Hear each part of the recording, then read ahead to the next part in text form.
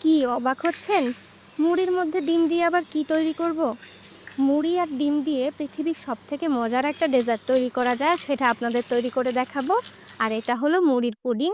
গত রমজানে আমি আপনাদের চিড়া দিয়ে পুডিং তৈরি করে দেখিয়েছিলাম। অনেকে আমাকে প্রশ্ন করেছিলেন মুড়ি দিয়ে তৈরি করা যায় কিনা, তাই আজকে আপনাদের এই ডিলিশিয়াস মুড়ির পুডিংটা তৈরি করে দেখাবো।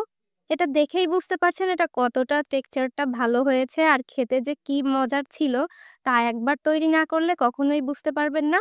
পৃথিবীর সবথেকে মজার পুডিং হতে চলেছে এই মুড়ির পুডিং।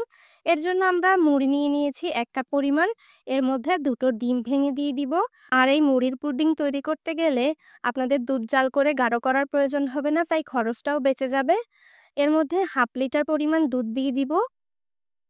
এই দুধটা দিয়ে মুড়িটাকে একটু ভিজিয়ে রাখতে হবে যেন মুড়িটার দুধটা টেনে ফুলে ওঠে। এরপর এটা ব্লেন্ডারে দিয়ে দিতে হবে। আপনারা যদি ব্লেন্ডারে না করতে চান তাহলে মুড়িটা আগে থেকে পাটায় পিষে তারপর ডিম আর দুধের সাথে মিক্স করতে পারেন। এরপর এর মধ্যে চিনি দিয়ে দিব 1/2 কাপ পরিমাণ আর ভ্যানিলা এসেন্স দিয়ে দিব 1/2 চা চামচ। এতে করে একটা ঘ্রাণ আসবে। আপনারা ভ্যানিলা এসেন্স না থাকলে এলাইচির গুঁড়াটাও ব্যবহার করতে পারেন। এরপর এটাকে ভালোভাবে ব্লেন্ড করে নিতে হবে যেন মুড়ির কোনো দানা অবশিষ্ট না থাকে। আর যদি এই পর্যায়ে বেশি গাঢ় হয়ে যায় তাহলে এর মধ্যে আরেকটু দুধ এড করে নিবেন। আমারটা পারফেক্ট কনসিস্টেন্সিতে ছিল, তাই আর দরকার হয়নি দুধ এড করার। এরপর একটু ছেঁকে নিতে হবে। ছেঁকে নেওয়ার পরে এই অবশিষ্ট অংশটুকু ফেলে দিতে হবে, না হলে কিন্তু আমাদের পুডিংটা স্মুথ হবে না। এরপর আমি ক্যারামেল তৈরি করে নিব। এর মধ্যে 1/2 কাপ পরিমাণ চিনি দিয়ে দিলাম প্যানের মধ্যে। সামান্য একটু পানি দিয়ে দিচ্ছি, এতে করে একটু তাড়াতাড়ি চিনিটা গলে যাবে।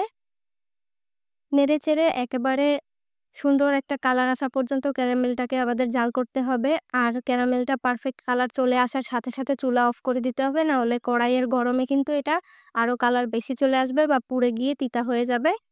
এই পর্যায়ে চুলাটাকে অফ করে আমি আমার ক্যারামেলের মিশ্রণটাকে এই পাত্রের মধ্যে সেট করে নিলাম। ঠান্ডা হওয়ার পর আমাদের এই দুধের মিক্সচারটাকে এর মধ্যে দিয়ে দিচ্ছি।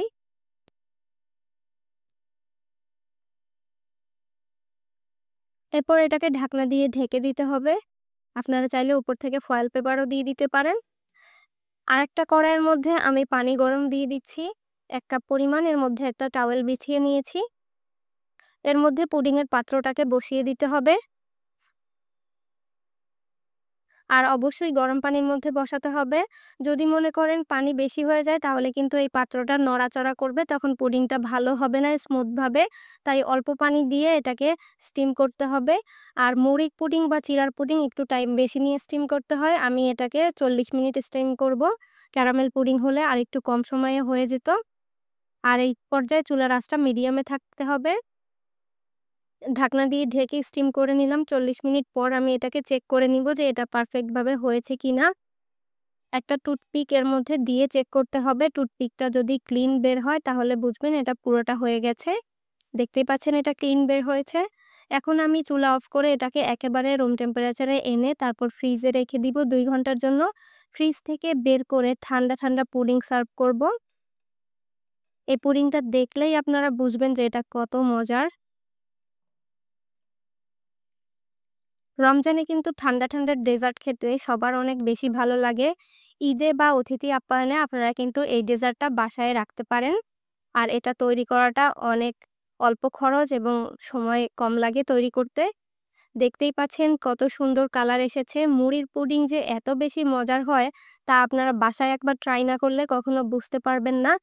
একটা ক্যারামেল পুডিংয়ের থেকে এই মুড়ির পুডিংটা খেতে অনেক বেশি পুষ্টিকরও হবে, বাচ্চাদেরও পছন্দ হবে আর তৈরি করতে সময় কম, খরচও অল্প।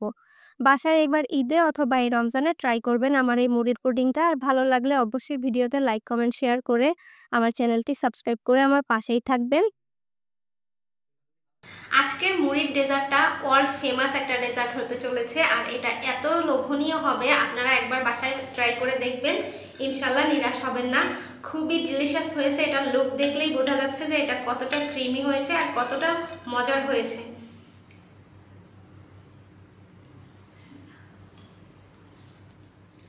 মুখে দিলেই এর টেস্ট একেবারে পুরা শরীরটা ঠান্ডা হয়ে যাচ্ছে এমন লাগছে। আর এটা এত টেস্টি বলে বোঝাতে পারবো না। আমার খাওয়া যত ধরনের পুডিং আছে তার মধ্যে এটাই বেস্ট। দেখা হবে নেক্সট এপিসোডে। ভালো থাকবেন সকলে। আসসালামু আলাইকুম।